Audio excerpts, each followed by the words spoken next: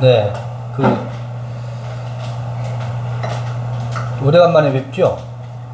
또 유튜브에 동영상도 오래간만에 올라가는데요. 제가 신상 발언을 좀 할게요. 유튜브 독자분들도 궁금해 하실 것 같고, 4월 10일 날, 그러니까 2025년 4월 10일 날 제가 국가 건강 검진을 받았습니다. 국가 건강 검진을 받았는데 의 내시경하고 장 내시경을 아침 8시 반쯤 그 병원에 가서 11시경까지 받았어요. 각종 검사를 다 하고, 이제 마취해서 의내시경 받을 때 이제 프로포폴 마취인지 하여튼 깨어나서 그 내시경 검사 하신 여의사분이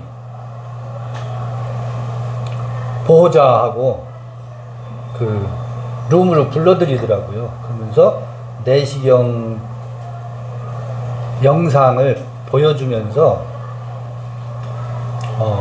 위암인데 위암이 크대요. 그냥 크다고 말하더라고요. 그러면서 이제 영상 화면을 보여주면서 의사 선생님이 뭐라 그럴까, 조금 급한 표정을 지으시더라고요. 그때에 우리 집사람이 이제 같이 동행을 했었는데 집사람 머리에서부터 그 힘이 쫙 빠지더래요. 나중에 얘기를 들어보니까. 근데 저는 그 이야기를 들을 때 남의 얘기처럼 들었어요. 왜냐면 우리 주변에 수없이 많은 감기 환자, 또 각종 질병에 노출되어 있는 경우를 많이 봐왔고, 또 암 환자들도 주변에 많았어요. 제 주변에. 그래서인지 내게도 이런 날이 왔구나. 그렇게 안 돼요? 방을 쓰라고 했는데. 근데 다른 팀분들이 2층으로 올라오시나요?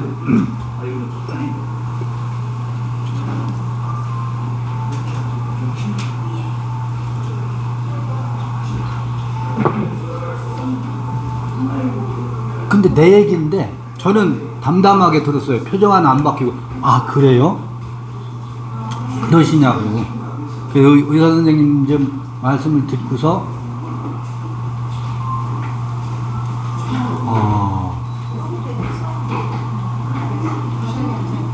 내시경 검사할 때 조직을 떼어내서 조직을 응급으로 빨리 조직 검사하는 곳에 보내겠다고 하더라고요. 왜냐면 의사 선생님 보시기에 급했나봐. 마음이 급했나봐. 왜냐면 그 부위가 적은 부위가 아니고 그냥 크다고만 하시더라고.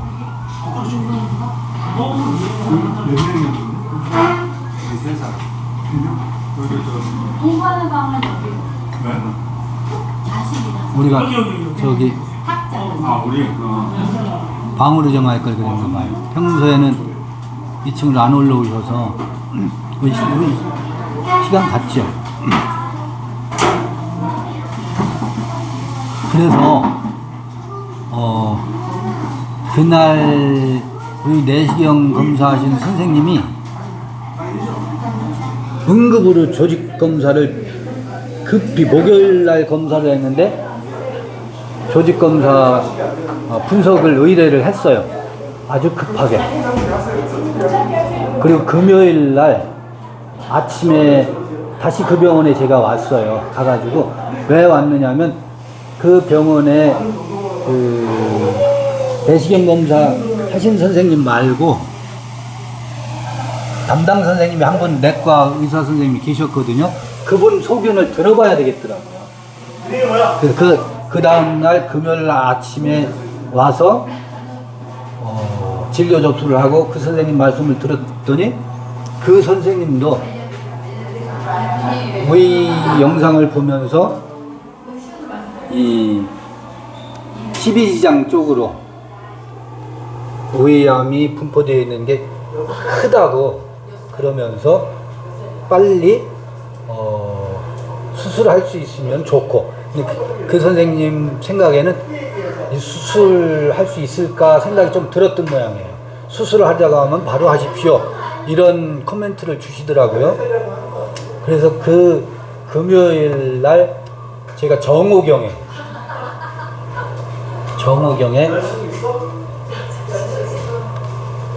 핸드폰으로 삼성병원의 홈페이지에 접속해서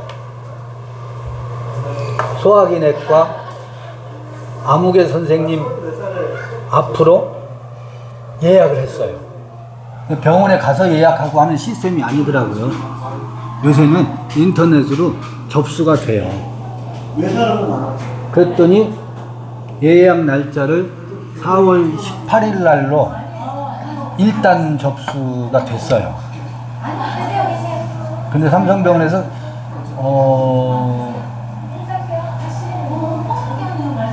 오후엔가 연락이 왔어요. 4월 18일 날로 일단 예약을 했는데 예약을 땡겨주겠대요. 4월 15일로. 그날 몇 시까지 와서 진료를 받으라고 연락을 받았어요. 문자도 오고. 그러니까 4월 10일 날 그 국가검진에서 의암이라는 소식을 듣고 그 다음날 접수를 했는데 삼성병원에서 4월 15일로 예약이 아주 신속하게 땡겨져요. 그런데 이제 그때 전화 와서 4월 14일이나 4월 15일 중에 와서 진료를 받아도 된다라고 그러는데 4월 14일 날까지는 이쪽 병원에서 조직검사한 결과를 받아볼 수가 없었어요. 그 다음에 선생님이 소견서는 바로 써줄 수 있는데 조직검사가 4월 14일 날 저녁 4시까지는 나오게 해줄 수 있다고 하더라고요. 그래서 삼성병원하고 조율을 해서 그럼 4월 15일 날로 하겠습니다, 이렇게 말씀을 드리고 4월 14일 날 조직검사 결과와 또 의사 선생님 소견서를 받아가지고 4월 15일 날 삼성병원에 가서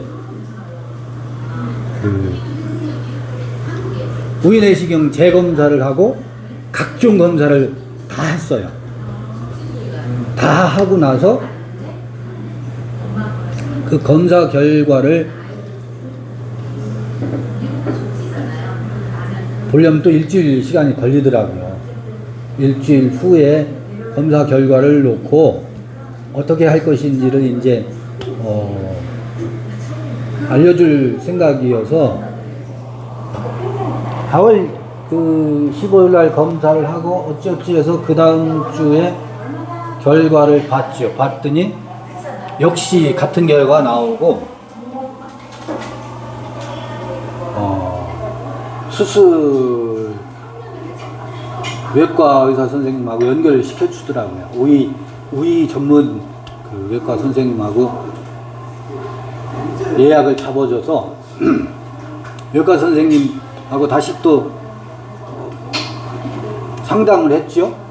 그래서 5월 27일 날로 일단 수술 날짜를 이렇게 쭉 보더니 5월 27일밖에 수술할 날짜가 안 나옵니다 하고 5월 27일 날로 잡아주시더라고요.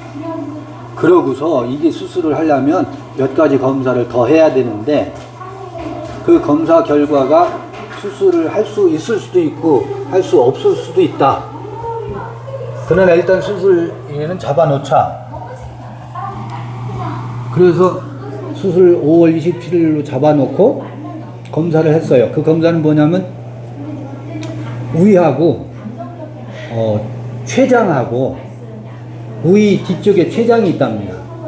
췌장이 있는데 이 췌장하고 붙어 있으면 수술을 못 한대요. 협착 비슷한 거겠죠. 붙어 있으면 수술을 못 한대요.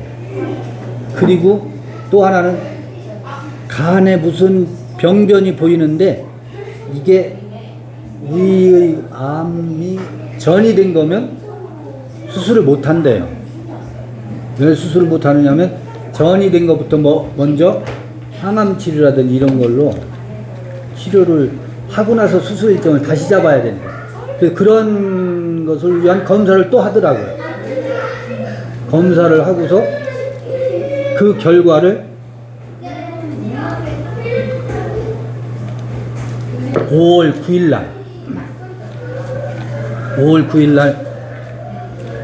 그 검사 결과를 보고 결정하기로 했어요. 5월 9일 날 결과를 보러 갔죠. 보러 갔는데 수술해도 문제 없다. 5월 27일 수술하는 걸로 합시다. 그런 소견을 주셔서 예 그렇게 하겠습니다 하고 그날 이제 집으로 돌아왔는데 그날 오후에 삼성병원에서 다시 전화가 왔어요. 전화가 와서 수술 일정을 5월 15일로 당겨줄 수 있습니다. 그러니까 다시 조정해서 5월 15일로 일정을 잡아줄 수 있으니 그렇게 하시겠습니까? 하고 전화가 왔더라고요. 그럼 어떻게 해요? 그렇게 하겠습니다. 했지. 그래서 4월 10일 날 위암 검진을 받고 5월 15일 날 수술했어요. 그러니까 위 3분의 2를 절제를 했는데 발견하고 나서 한 달 5일 만에 수술을 하고 일주일 후에 퇴원을 했죠. 5월 22일 날 퇴원했습니다. 그러니까 저는요, 좀 제 그때 느낌을 보면 중간에 어느 목사님하고 통화를 하는데 목사님이 그런 말씀을 하시더라고요. 암이라고 진단을 받았는데 암 진단 받기 전하고 암 진단 받은 후하고 심경이 어떠냐고 물어봐요. 그래서 그 목사님한테 제가 말씀을 드렸어요. 목사님, 지난 겨울에 감기 앓으셨죠? 감기 앓기 전하고 감기 앓고 나서 어떤 변화가 있으셨어요? 제가 그걸 되물었어요. 우리 일반 의식은 감기하고 위암하고 어떻게 비교할 수 있어? 감기는 감기고 위암은 위암이지. 그리고요, 또 초진했을 때 그 다음날 의사 선생님 만나러 갔었다고 했잖아요. 우리 집사람이 의사 선생님에게 뭐라고 하느냐면 그대로 말씀을 전하면 의사 선생님, 이 사람은요 자기 이 위암이 심각한 줄을 전혀 모르고 있어요.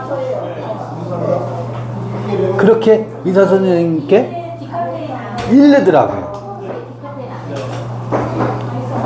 그래서 제가 그 병실에서 나와가지고 병원에서 나와서 우리 집사람한테 멘트한 게 있어요.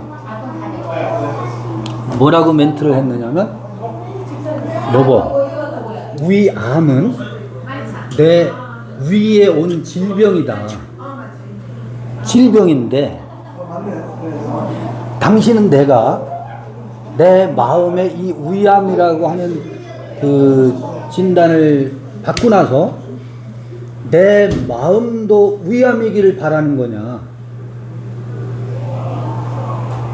그러니까 위암이면 내가 우울해지거나 절망하거나 아이쿠 어떡하지 하고 마음도 그것에 비례해서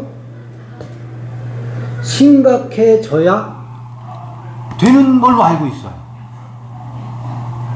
여보, 암은 내 위에 발병을 했지 내 마음의 암이 발병한 게 아니다.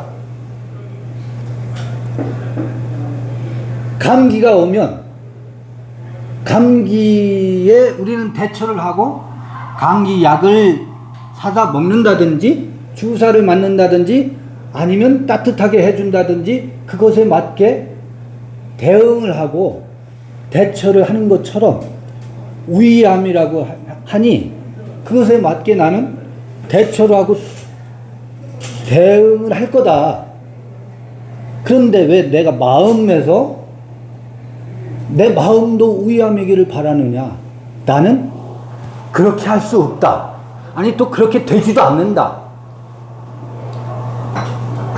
그렇게 제가 저기 우리 집사람하고 대화를 했었어요.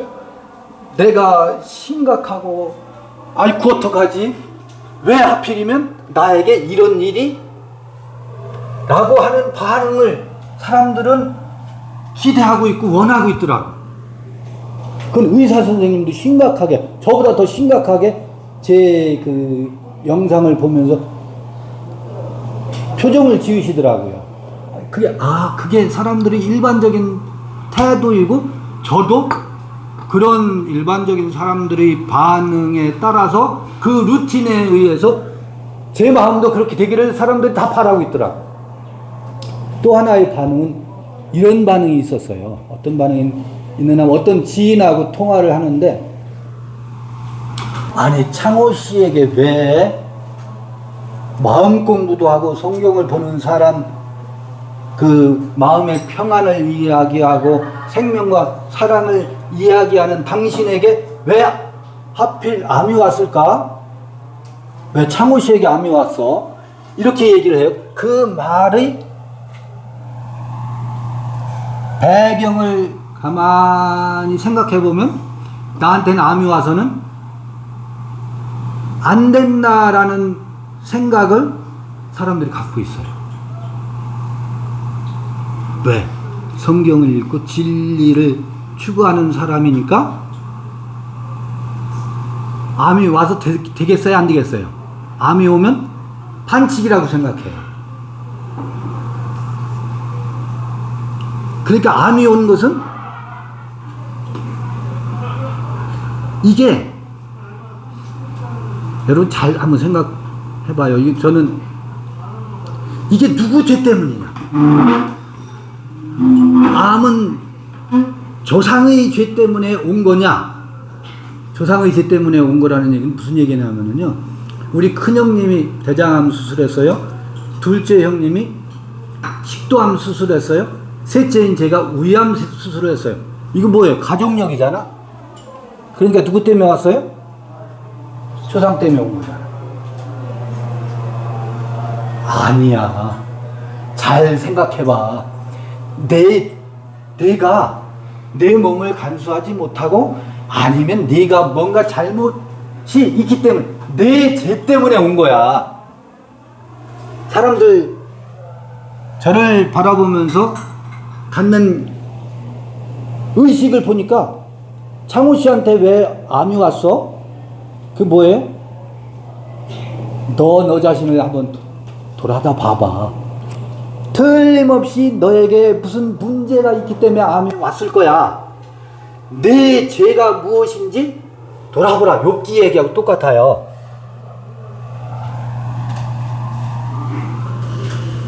누구 죄 때문에 이 암이 왔지? 그런데요, 요한복음 9장에 소경, 이건 그 마가복음하고 마태복음에 나오는 소경 이야기하고 다른 소경 이야기가 나와요. 제가 읽어드려 볼게요. 요한복음 9장 1절에 보면 예수께서 길 가실 때 날 때부터 소경된 사람을 보신지라 그래요. 제자들이 물어 가로되 라피어 이 사람의 소경으로 난 것이 네 죄로 인함입니까? 자기입니까? 그 부모입니까? 제 문제하고 똑같지요. 그런데요, 의학적으로 보면 이건 가족력이니까 부모의 죄이기도 해요. 또 내가 식생활을 잘 못했거나, 저도 2008년부터 무역한다고 막 저기 사업한다고 뭐 외국에서 수산물 수입해다가 국내에다 팔고 엎치락뒤치락 하면서 그 보냈던 시절이 있거든요. 온통 부도 위기를 몇 번씩 맞이하고 그러는 시절이 있었어요. 성경이고 뭐고 다 나는 이제 성경하고 담쌓고 산다 그랬던 시절도 있어요. 그 다음에 샵을 차려놓고 하는 족족 되지 않고 그랬던 시절을 겪으면서 다시 성경을 읽기 시작한 게 2016년도부터 다시 이거를 함께 여러분들하고 다시 읽기를 시작했었지. 그러던 세월을 겪으면서 내 죄 때문에 이게 발병한 거야. 그렇게 생각할 수 있지요. 그리고 저는 먹는 거를 너무너무 좋아해요. 식탐이 원인이 될 수도 있잖아요. 의학적으로는. 그럼 그건 누구 죄 때문이에요? 내 죄 때문이지. 내가 내 위 관리를 제대로 못했으니까. 이렇게 분석할 수 있잖아요. 저는 담배를 안 펴요. 근데 폐암이면 담배가 원인이 될 수 있잖아요. 그렇게 진단을 한다면, 의학적으로 진단한다면 그건 누구 죄 때문이에요? 자기 죄 때문이지. 이게 요한복음 9장에도 이게 누구의 날 때부터 소경이었던 이 소경이 누구 죄 때문이냐라는 게 사람들이 온통 관심사예요. 부모의 죄이거나 아니면 자기 자신의 죄이거나 원인은 둘 중에 하나야. 사람들의 인식이. 그런데요, 놀라운 이야기를 합니다. 예수는. 그거는 부모의 죄도 아니고 자기 자신의 죄도 아니라고 예수가 진단을 해요. 뭐라고 하냐면 네 죄로 인함입니까? 하니까 예수께서 이 사람이나 그 부모가 죄를 범한 것이 아니라 그에게서 하나님의 하시는 일을 나타내고자 하심이니라 그래요. 본인의 죄도 아니고 부모의 죄도 아니래.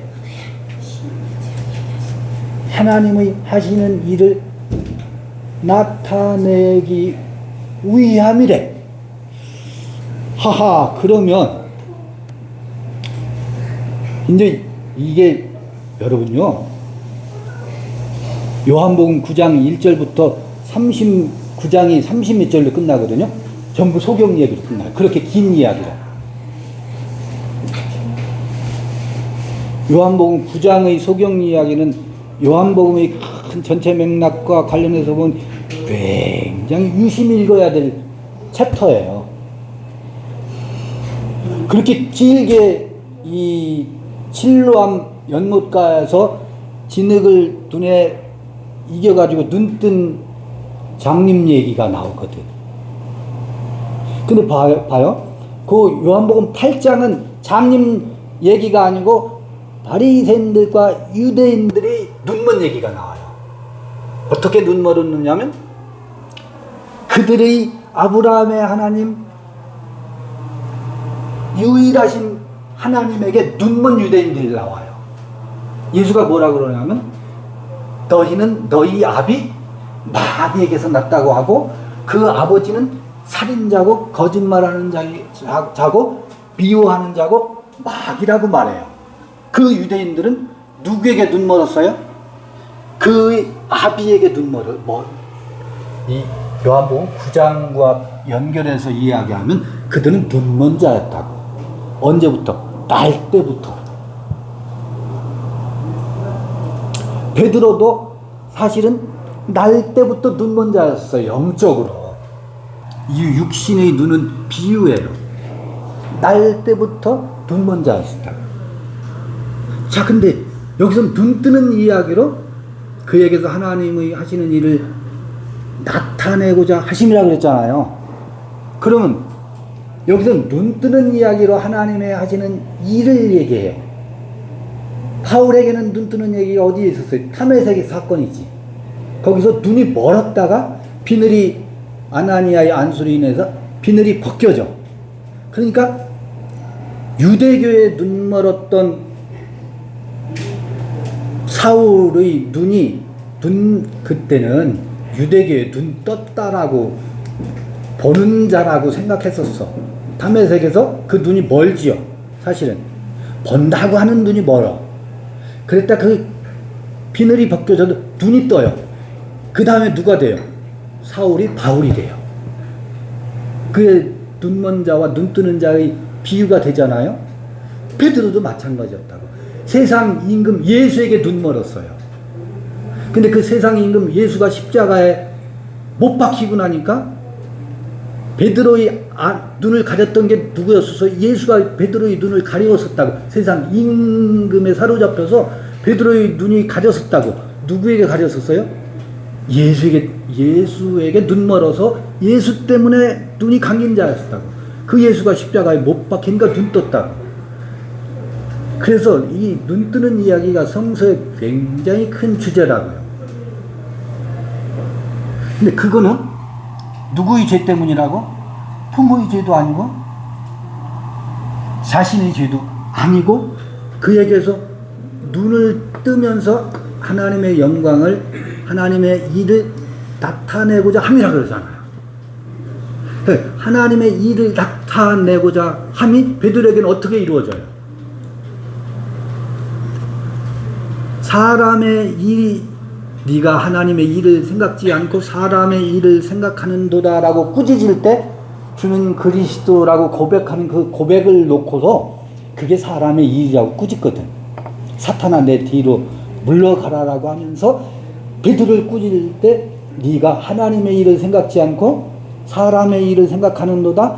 베드로는 예수를 통해서 자기의 영광, 좌의정이 되고 우의정이 되고 싶어하는 사람의 일을 꿈꿨었어요.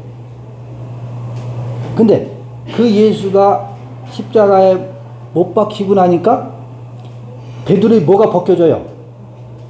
비늘이 벗겨져요. 그리고 무엇을 볼 수 있었어요? 아, 그리스도가 세상 임금 그 그리스도가 아니고 그리스도는 이 그리스도를 말하는구나. 죽었다 다시 살아난 그리스도를 말하는구나를 다시 보게 되지. 그러면서 사람의 일이 아닌 하나님의 일을 목도한다고요. 자, 그러면 그거는 베드로의 이야기고 바울의 이야기야. 너는 위암이라는데 거기서 사람의 일과 하나님의 일,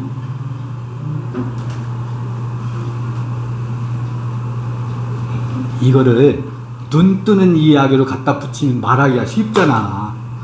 근데 위암, 이 우리를 3분의 1을 절제하는 거하고 하나님의 일하고 무슨 상관이 있냐.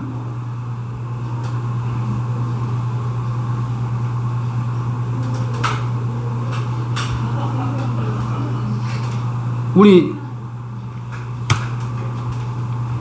지금 청주에서 요양하고 있는 이명재의 그 재활 치료하고 하나님의 일하고 무슨 상관이 있느냐고.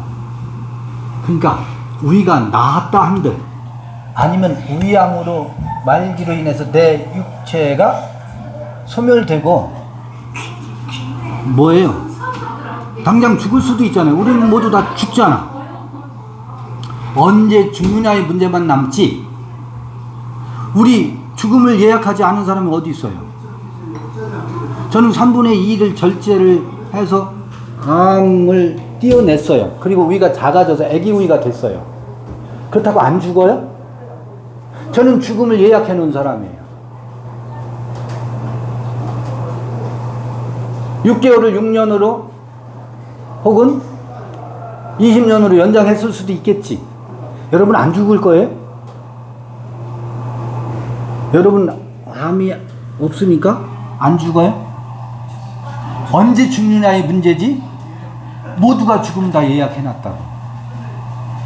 그러면 우리를 수술하고 또 재활을 위해서 밥을 요만큼씩 먹고, 저는 4월 10일 이후로 매일 걷기를 9km 내지 10km를 지금 2달, 오늘이 6월 10일이죠. 10일인가? 6월 8일인가? 내일 모레면 6월 10일이잖아요. 2달 됐는데요. 그 2, 3일 비 오는 날이라든지 이런 때 빼놓고 4월 10일부터 지금 2달 되는 동안 수술 병원에서도, 수술한 다음 날도, 수술하기 전날은, 아니 수술하는 당일은 병실에서 12km를 걸었어요. 뺑글뺑글 6층 안병동에서 17,000보 정도를 걸었어요. 그러고서, 그러니까 수술 들어가기 30분 전까지 걸었어요. 수술한 다음 날도 걸었어요.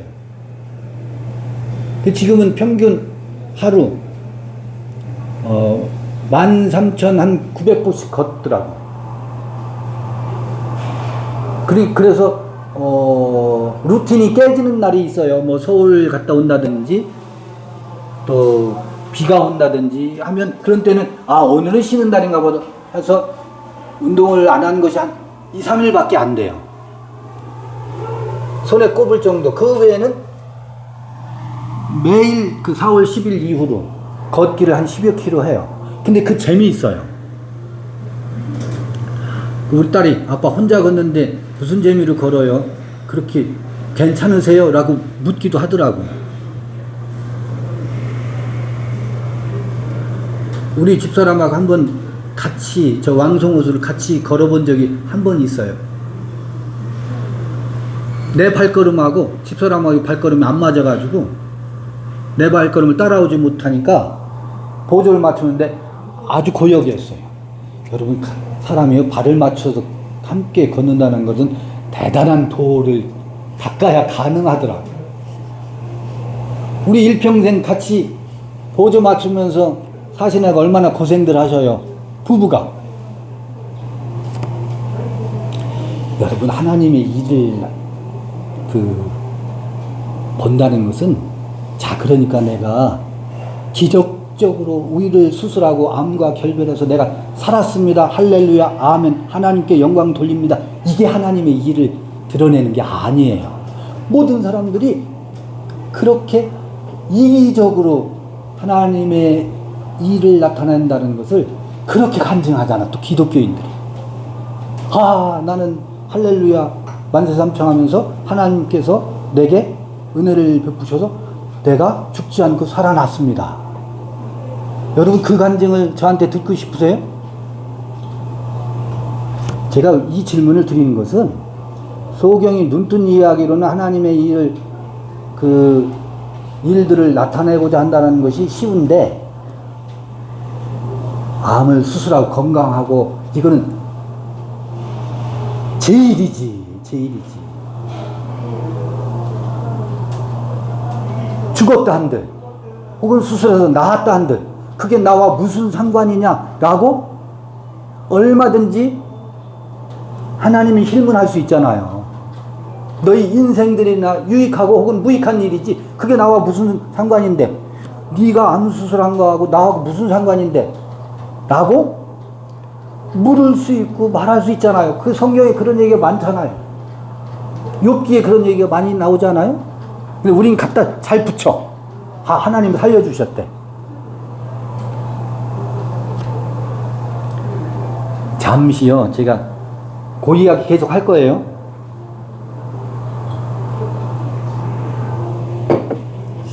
삑사리 한번 내볼게요. 수술을 들어가기 전에 의사 선생님이 보호자하고 저한테 뭐라고 하느냐면, 우리 내시경이나 MRI로 검사하는 것은 밖에 밖에서 보는 겁니다. 장비를 이용해서. 그런데 수술하기 전에 이 복강경으로 구멍을 뚫고 아주 확대를 해서 실물을 실제로 전이가 됐는지 안 됐는지 확인을 하고서 위에서 어디 전이가 가장 이렇게 바로 전이 되는 부위가 있나 봐요. 바로 가는 곳이 있나 봐요. 그곳에 전이가 됐으면 수술 못 합니다. 다시 덮습니다. 덮고 항암 치료를 하고 나서 전이 된 부분을 줄여주고 나서 다시 수술 계획을 잡아야 됩니다. 그 이야기를 하고서 수술 들어갔어요. 그러면서 뭐라고 하냐면 수술실에 들어갔는데 1시간도 안 돼서 보호자를 찾으면 그건 좋은 소식이 아닙니다. 수술 못 한다는 이야기입니다. 그 이야기를 듣고서 제가 수술실에 들어갔거든요. 근데 이제 그때 제가 수술 들어가기, 그 소리를 이제 수술 전날 다 듣고 저도 침묵하고 우리 집사람도 그 이야기를 듣고 혹여 그런 일이 있을 수 있잖아요. 그러니까 의사 선생님이 말씀하셨을 거 아니에요. 침묵하고 아 그럴 수도 있구나 하고 수술 당일날 제가 12kg를 걸었다고 했잖아요. 병실에서. 그 중간에 제가 그랬어요. 혹여 이 수술을 못하고 나온다 하더라도 걱정하지 마시오. 그것에 따라서 그것에 맞게 내가 또 대처할 거니까 수술을 못하게 되면 못하는 대로 그 상황에 난 또 대처할 거니까 수술 못한다고 보호자를 일찍 부르더라도 마음에 동요하거나 걱정하지 마시오 하고 제가 수술실에 들어갔거든요. 그러면 어쩔까 서로가 말 못하다가 아무래도 내가 그 이야기를 해줘야 되겠더라고. 그런 일이 발생해도 나는 동요하지 않고 그것에 따라서 내가 대처를 할 거니까 아무 걱정하지 말고 내 상황이 되는 대로 갑시다. 흘러가는 대로 대처합시다. 하고 수술실에 들어갔는데요. 12시 한 반쯤 수술 들어갔는데 거기서 또 뭐 이 전신 마취하고 하니까 제가 또 사인해야 되는 거, 그 다음에 안내하는 거 뭐 하고 수술 때 올라갈 때는 1시 8분에 올라갔어요. 아마 1시 5분 정도 올라갔겠지. 올라가서 수술대가 요거보다 좁아. 올라가서 눕고 벨트로 하고 자 이제 마취 들어갑니다 하고 깼는데요. 회복실에 와서 수술 마쳤습니다. 그 소리를 제가 들었어요. 제가 들어가기 전에 수술을 못할 수도 있다는 얘기를 듣고 들어갔잖아요. 근데 수술 1시간 반 1시 8분에 시작해서 1시간 반 걸려서 수술 잘 마쳤습니다 하는데 그리고 이제 의식이 확 돌아왔지. 그때 아마 10번도 더 그 의료진들에게 고맙습니다, 감사합니다, 고맙습니다 10번도 더 했을 거예요.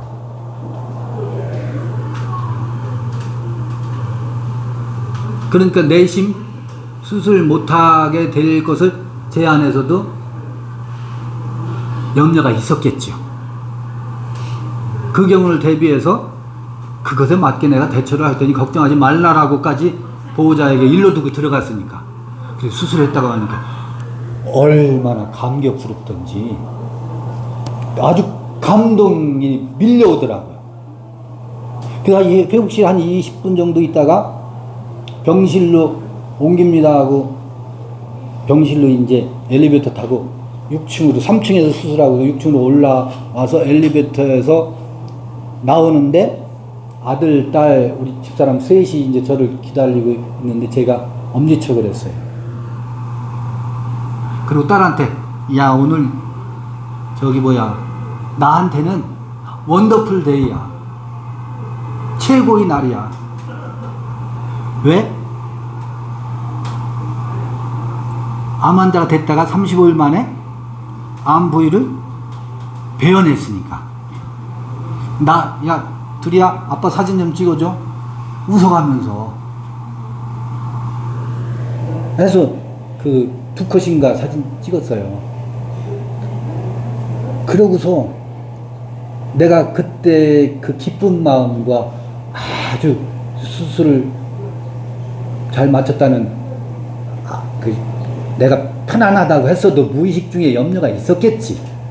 그 안도 기쁨 이런 것이 번복이 되고 의료진에겐 고맙고 감사한 마음뿐만 아니라 온 천지 대지가 다 감사하더라고. 너무너무 고맙습니다. 감사합니다.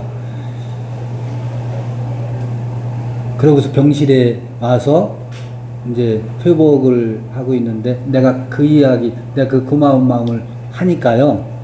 우리 집사람도 같은 마음이었겠죠? 그런데 집사람이 거기서 저한테 뭐라고 말하느냐면, 이게 한번 여러분 잘 들어주셨으면 좋겠어요. 우리 집사람이 뭐라고 하냐면, 그 감사한 마음과 고마운 마음, 초심을 잃지 말고 평생 감사하면서 살으래. 그 감사한, 그 틀린 말이에요? 맞는 말이에요? 왜냐하면 내가 지금 정말 감사하거든. 고맙거든. 감격스럽거든. 그때 제가 그냥 그래야지 하고 받아 안을 수도 있잖아요, 그 마음을. 근데 제가 심사가 고약한 사람이에요. 여보, 내가 이렇게 고맙고 감사하고 모든 사람에게 감격스러운 마음을 당신 공감해 주면 돼. 근데 지금 당신 나한테 내 어깨에 갑자기 내가 질 수 없는 무거운 연자맷돌을 내 어깨에 턱 올려놓네?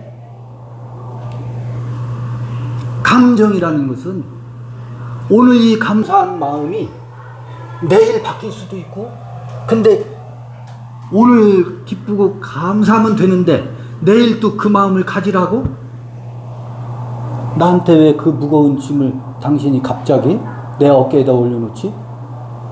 갑자기 내가 숨이 턱 막히는 거예요. 여러분요, 우리는 어느 순간 무심결에 법을 만들어 가지고 무거운 짐을 상대의 어깨에다가 올려놓는, 우리 집사람도 그냥 무심결에 하는 말일 거예요. 그 감사한 마음을 평생 지니고 살면 건강하고 행복한 것이라는 걸 누가 모르겠어요. 그런데 그 짐은 타인의 어깨 위에 올려놓는 거예요? 안 올려놓는 거예요? 올려놓는 게 아닙니다.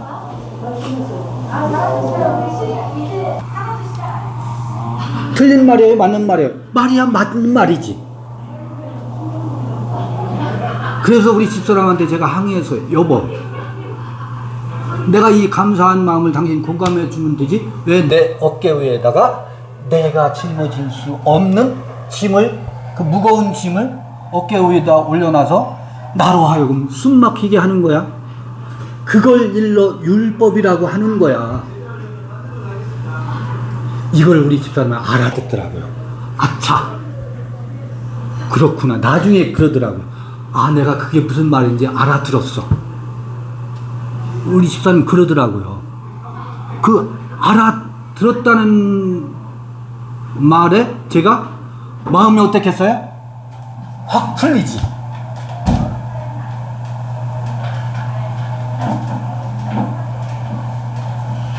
그게 뭐냐면, 우리 집사람은 그 순간 나를 충고하고 그 감사의 마음을, 초심을 잃지 말고 평생 지니면서 살으라는 법을 만들어서 입법자가 되는 거예요. 율법을 만들어서 내 어깨 위에 턱 올려놓으면서 자기는 어느 자리에 가 있어요? 법은 국회에서 만드는 것이지. 왜 본인이 갑자기 국회의원이 돼서 입법 활동을 하느냐고. 그 순간 그 말로 나를 지배하려는 거거든요. 너는 감사의 마음을 갖고 평생 살아야 돼로 나를 어떻게 그 틀에 자기 틀로 자기도 모르는 무심결에 권력의지를 행사하려고 하는 거거든. 제가 심사가 고약해가지고 그 꼴을 못 보아요. 그 꼴을 못 봐요. 그걸 나중에 제 딸한테 얘기했어요. 그 딸한테 내가 엄마하고 다투는 이유는 가끔 다투는 이유는 이것 때문이다. 하나의 사례를 내가 얘기해 줄게. 내가 이제 수술하고 나서 배는 아프고 그런데도 딸아 엄마하고 나의 평행선은 이런 곳에 있다. 근데 엄마 말이 틀리지 않거든. 맞는 말이로되 그것이 아빠에게는 얼마나 무거운 짐을 그 순간 들이우는 것인지 모른다 라고 하면서 딸한테 엄마를 내가 또 뭐 하고 있어요? 고소하고 있더라. 나를 알아달라는 얘기겠지? 딸은 가운데서 누구 편이 돼야 되겠어요? 엄마 아빠가 환자니까 환자니까 심기를 거슬리지 않게 해라.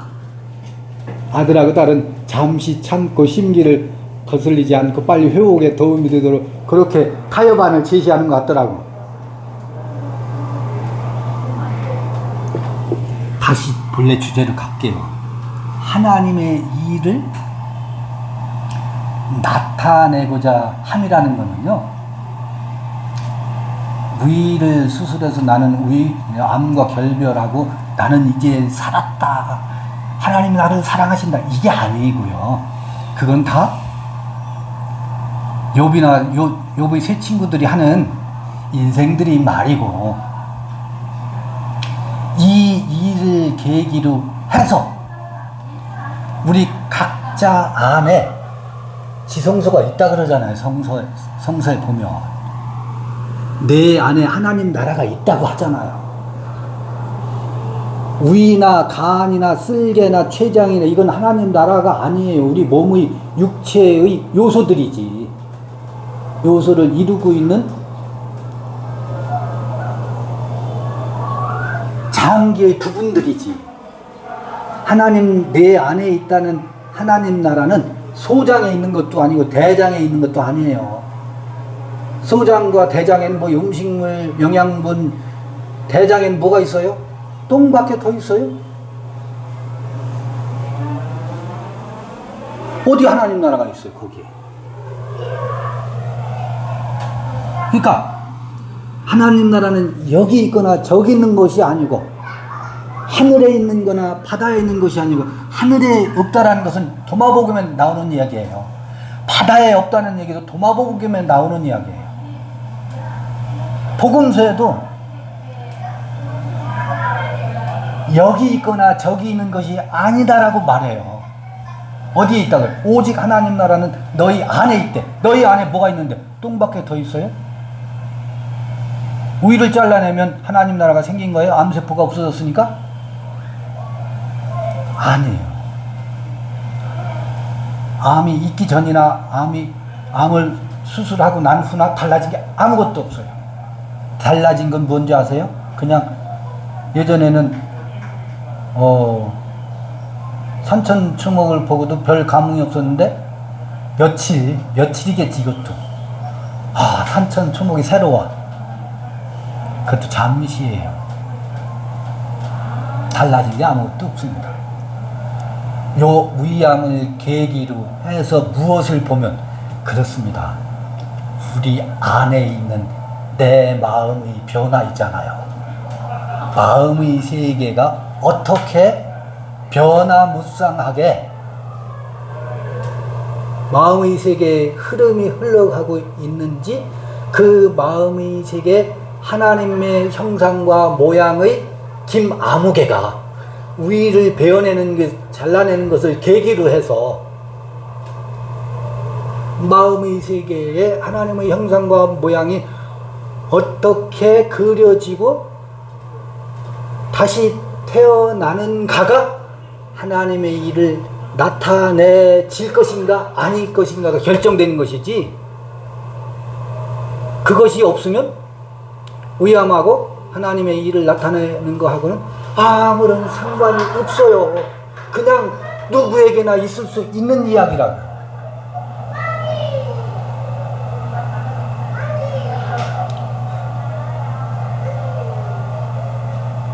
어제도 그 목사님 저를 자주 찾으셔요.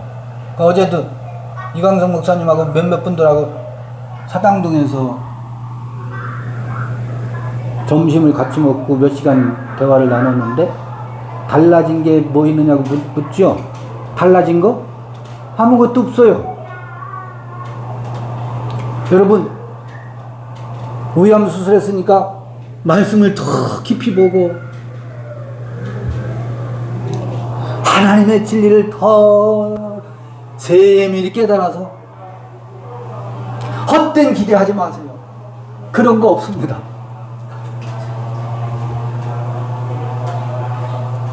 이 위암을 계기로 해서 내 자신에게 제가 더 인생을 깊이 들여다보고 성서를 읽는 태도나 자세가 달라지면 여러분들이 기대하는 그런 것에 부합할 수도 있겠지. 그건 몰라요, 앞으로 일은. 제 마음은, 여러분, 감정은요, 그 감사하는 마음 있잖아요.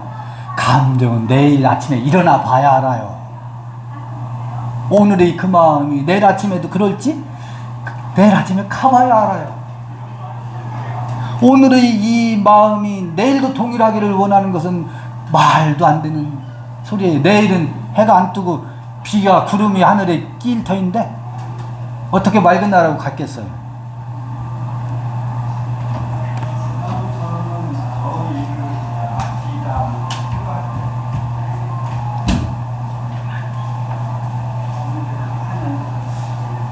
이렇게 이게 제가 5월 22일 날 5월 15일 수술하고 5월 22일 퇴원을 했는데, 한 가지 더 에피소드로 이 영상 기록으로 남겨놓고 싶은 게 뭐냐면, 이제 수술하고 나서 조직검사의 결과가, 위 절제 후 조직검사의 결과가 퇴원하기 전에 나올 수도 있고, 퇴원 후에 외래 방문해서 조직검사 결과를 들을 수도 있다 그래요.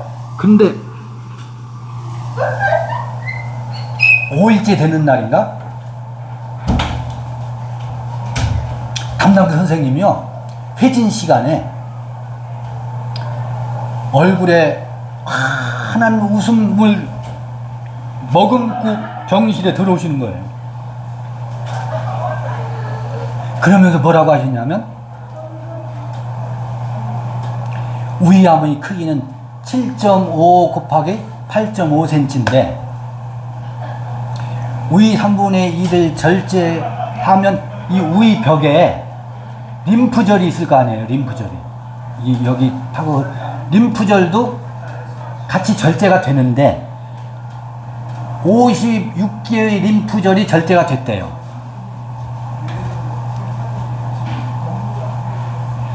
그런데 일일이 이 조직 검사 하면서 위암의 그 유전자하고 그 다음에 위암이 어떻게 분포됐는지를 전부 조직 검사할 때 세밀하게 살펴보나 봐요.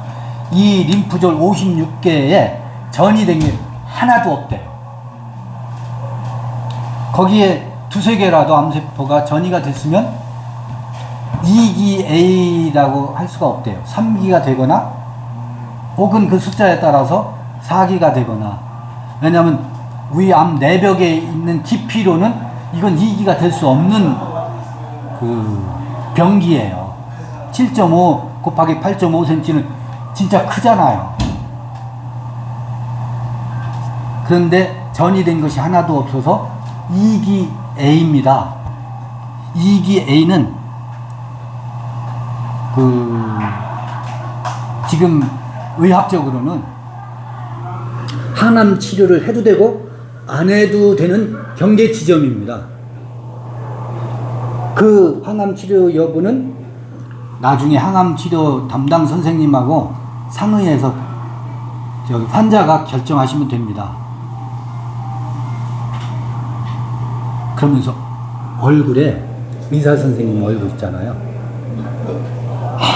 아주 기쁜 표정 있잖아요. 전 거기서 그 의사 선생님 얼굴을 보면서 무엇을 느꼈느냐면, 의사 선생님들이 자기 환자를 집도하면서 이런 소식을 전할 때 의사의 그 환희, 직업인으로서의 그 기쁨, 보람을 느끼는구나. 그것을 그 선생님의 얼굴 표정에서 읽을 수 있었어요. 우리는 흔히 의사 선생님들이 돈을 밝히고 의료 행위를 통해서 부를 추구하는 것으로 때로는 오해하는 경우도 많이 있잖아요. 저는 거기서 의료인의 직업, 그 보람, 그 선생님의 표정에서 그 환자 집도해서 그 안도의 소식을 전할 때 느끼는 직업인으로서의 보람과 기쁜 표정을 그 선생님 얼굴에서 잠깐 스치듯 읽을 수 있었어요. 여기서 이분이 희열을 느끼는구나. 직업인으로서의 기쁨을 느끼시는구나. 얼마나 감사하고 고맙던지. 거기에 돈이 개입될 여지를 전 볼 수가 없었어요. 그거 하나 느꼈고, 마지막 회진 시간에, 태어나기 전날 마지막 회진 시간에 저녁 오후 4시 반경에 의사 선생님이 오셔서 다 나으셨죠? 그러더라고요. 저한테. 그래서 침대에 뒤수tum 있다가 벌떡 일어나, 예, 다 나았습니다. 내일 퇴원하시면 됩니다. 그렇게 하고서 그 다음날 퇴원했어요. 저는 암 환자 35일 암 환자였어요. 재발률은 15%래요. 2기 A는. 그리고 다음 주 금요일 날 이제 가서 검사를 받고 또 이제 수술 이후 또 검사하겠죠. 그 다음에 그 혈액 항암 치료하시는 선생님을 그 다음 주 화요일 날 예약되어 있어서 같은 날 예약됐었는데 그분 일정이 변경이 생겨서 그 다음 주 화요일 날로 일정 변경이 돼서 그 다음 주 화요일 날 가면 그걸 결정할 거예요. 그럼에도 불구하고 항암 치료를 할 것인지 안 할 것인지. 그때의 항암 치료는 재발을 예방하기 위한 기본 항암 치료라고 하더라고요. 항암 치료를 그 선생님이 권유하면 할 거예요. 근데 굳이 이거는 암세포를 분석해보고 여러 가지 예후를 보았을 때 안 하셔도 될 겁니다 라고 하면 그것을 따를 것이고, 치료하라고 하면 또 전문가의 말을 들으려고요. 그리고 이후로 달라진 건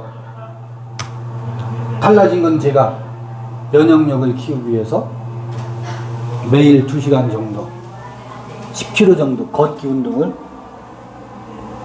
하는 루틴이 변화가 생긴 거죠. 그 다음에 바뀐 것, 음식을 못 먹어요. 요거만큼 하루에 6차례 7차례 나눠서 먹는 거. 근데 먹고 나서 바로 일어서면 위에 음식이 들어가잖아요. 근데 위가 애기 위가 됐잖아요. 바로 일어나서 움직이면 이게 덤프트럭이 자갈을 한 차 싣고서 내릴 때 어떻게 해요? 번쩍 들어서 우르르 쏟아내잖아요. 음식을 먹고 바로 일어나거나 활동하면 위에 머물러야 될 시간에 머물르지 못하고 소장으로 덤핑 증후군이라고 하더라고. 바로 쏟아져 내려가면 어떻게 되겠어요? 바로 설사해요. 장이 뒤틀려요. 그런 거 한두 번 경험했어요. 그래서 먹고서 30분 먹고, 요거만큼 먹는데 30분 먹어요. 그리고 요거를 다스리는데 30분. 지금은 좀 단축되고 있어요. 조금씩. 그 30분 동안은 가만히 앉아서 심호흡 하면서 위에 머무는 시간을 많이 주죠. 그리고 우위가 없으니까 입이 우위를 대신해요. 꼭꼭 씹죠. 맛있어요. 달아요. 맷돌 역할을 입안에서 하는 거예요. 우위가 맷돌 역할을 하던 거를. 그리고 이렇답니다. 우위가 이게 우위잖아요. 우위 1cm를 우위를 잘라내게 되면 큰 우위에 공급하는 그 혈액을 공급하는 혈관이 큰 게 5개가 지나간답니다. 5개가 지나가는데 이거를 절제를 하게 되면 부득불 4개가 절제가 안 될 수가 없대요. 그래서 이 우위의 아까워서 3분의 1만 절제할래. 3분의 2는 암세포가 없으니까 그냥 놔둘래. 해서 많은 부분을 성한 부분이라고 해서 많이 남겨놓으면 이 하나의 핏줄이 영양 공급을 3분의 2 못한답니다. 절제를 하게 되면 무조건 3분의 2를 절제를 하고 혹은 전절제를 하거나 3분의 2를 절제를 하고 위에 조금만 남겨놔야 하나의 혈관이 영양 공급을 한답니다. 많이 남겨놓으면 이 영양 공급이 안 돼서 괴사가 생긴답니다. 이건 전 세계 위암 학회에서 매뉴얼이래요. 공통된 수술 방식이래요. 그래서 위암 절제하면 3분의 2거나 전절제거나 둘 중에 하나라고 하더라고요. 그런 공부를 했죠. 그런데 이 작은 우위잖아요. 이게 점차 시간이 가면 커지면서 요 실핏줄이 지류 핏줄이 생긴대요.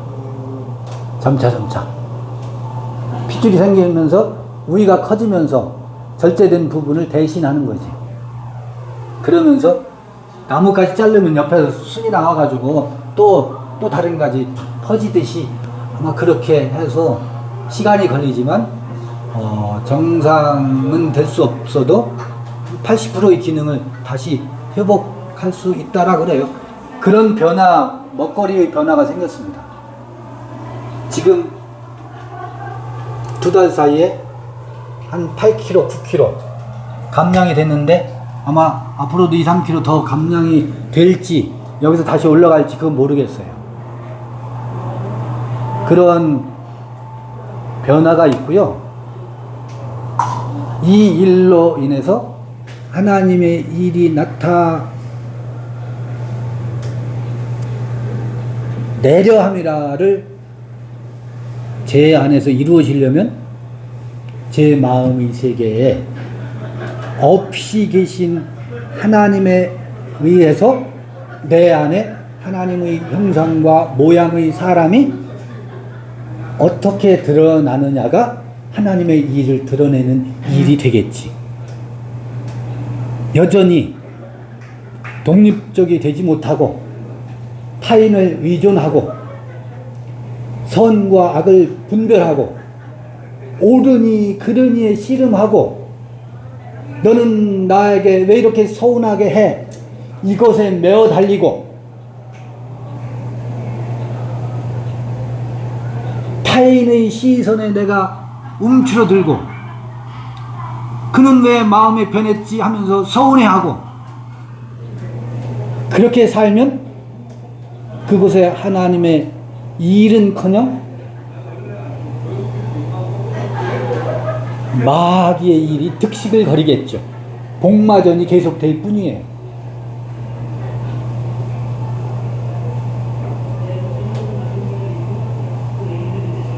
이 말을 종범이의 어깨 위에다가 연자맷돌을 올려놓고 싶은 마음 추워도 없어요. 제 이야기를 할 뿐이에요. 그것은 그대의 몫이고 나는 내 몫이고. 여러분, 저에게 제 어깨에 이제 우양수술하고 회복하셨으니 회복 맞아요. 하나님의 말씀을, 깊은 말씀을 뭐 해주십시오? 나타내 주셨으면 좋겠습니다. 그런 무거운 짐을 제 어깨 위에 올려놓지 마세요. 헛된 망상이요, 헛된 기대입니다. 그저 저는 제 삶을 살 것이고 살아갈 것이고, 또 제가 제안하는 것은 여러분은 각자 여러분의 고유한 품성대로, 여러분의 고유한 캐릭터대로 누군가에게 타인을 억압하거나 타인으로부터 억압받지 않는 각자의 자기 고유한 자기 됨됨이의 삶이 잘 펼쳐지시기를 제안드립니다. 마치겠습니다.